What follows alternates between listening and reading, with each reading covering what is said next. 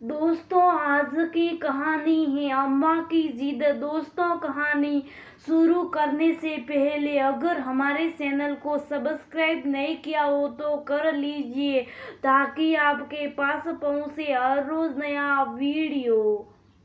अम्मा जी, जीजाजी की दूसरी शादी में मैंने सोचते हुए पूछा, तो इसमें अर्जी क्या है?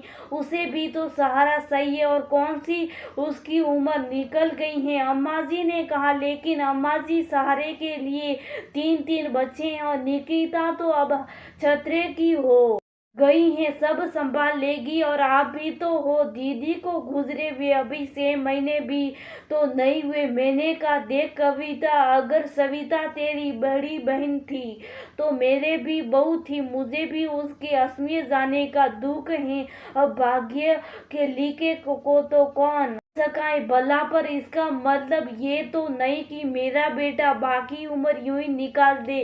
कल तो बेटियां ब्याह कर अपने घर चली जाएगी और बेटे अपना अलग घर बसा लेंगे। मेरा भी क्या भरोसा, आज भरी कल दूसरा दिन तो बुढ़ापे में इसके साथ कौन रहेगा। मैं तो अपने बेटे का घर बसा कर ही रहूंगी।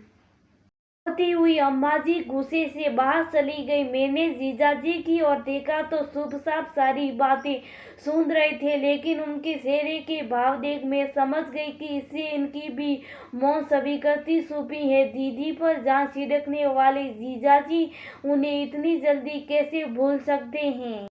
मन ही मन सोचने लगी कि पुरुष के लिए सब कुछ कितना आसान होता है। इनकी जगह अगर दीदी होती तो क्या ये सब संभव था? साल भर के भीतर ही अम्मा जी ने उनकी दूसरी शादी कर दी। दूसरे शहर में रहने के कारण मेरा वहाँ बार बार आना जाना संभव ना था, लेकिन अब जब भी मैं फोन पर बात करती तो वह दोनों बहुत रूखा व्यवहार करते, बच्चों से भी बात ना करवाते, हमेशा बहाना बना देते कि बच्चे बहाने। उन लोगों के इस व्यवहार से मुझे बहुत दुख होता। जीजाजी की तो नहीं, पर मुझे बच्चों की हमेशा भीख लगी रहती। मुझे यूं ही परेशान देख मेरे पति ने मुझे समझाया कि अगर वह सब ऐसे खुश है तो तुम बार बार फोन कर उन्हें तंग क्यों करती हो।